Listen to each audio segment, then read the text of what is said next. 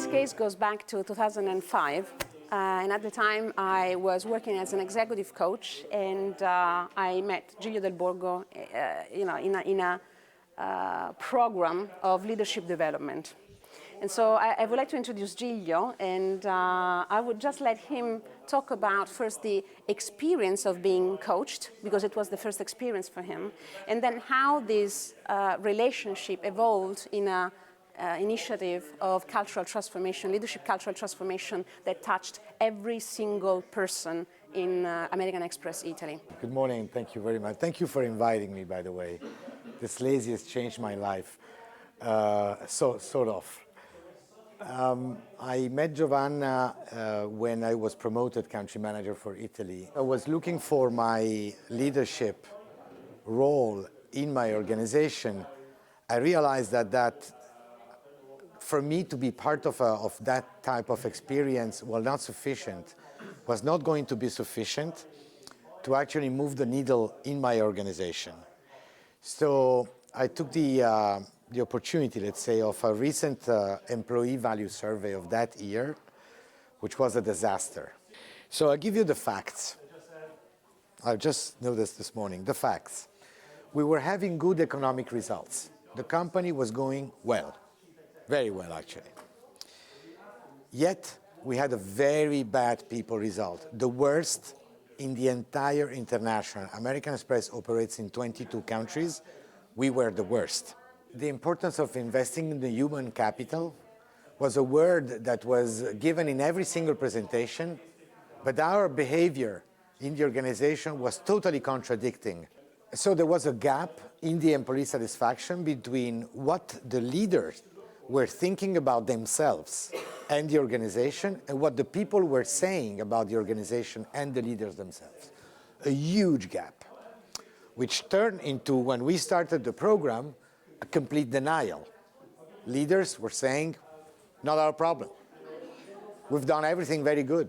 Actually, we're very satisfied. So we started with, not me, not on my backyard, not my problem. So let me go by steps. First thing that I asked Giulio to do is to involve the whole leadership team, because without if the program is not owned by the leadership team, there's nothing that a facilitator or a coach can do. So we needed them to own the problem, and they were in complete denial. I shared with him a model that we generally use when we go for transformational initiatives, and this model has 4 quadrants. The first quadrant is the insight.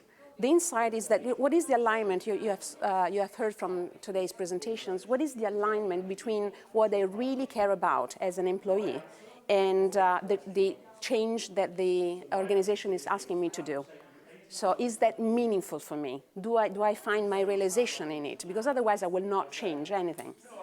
The second quadrant is how aligned are the leaders and the organizational values? So can they walk the talk? Can they be role models of the changes that we want to see in the organization?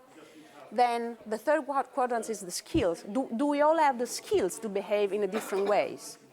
And are the process and systems supporting the change that we want to make? We used another tool, not the CTT, but another tool to measure the culture of the leadership. And we show them how they saw themselves and how the rest of the organization saw them.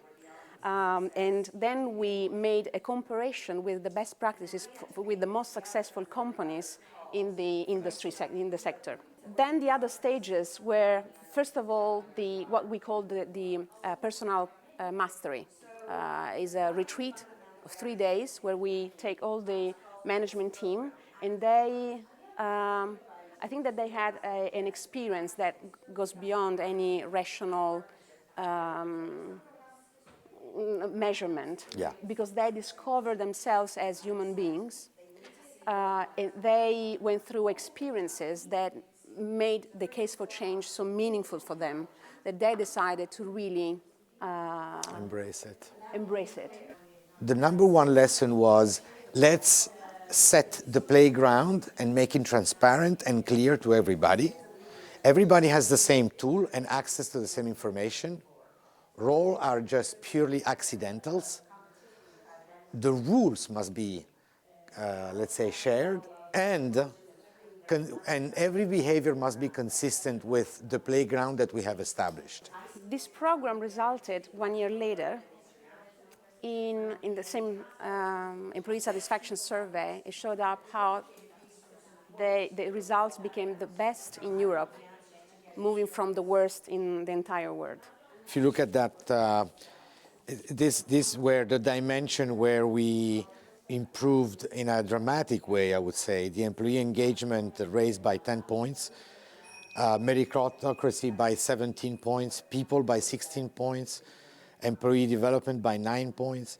So all this, if you assume that, an increase of 5% is a significant one, we're all very significant, and 14 dimension in the employee satisfaction. 10 out of 14 dimension were at the level that was set, which was a very high level in AmEx or above those expectations.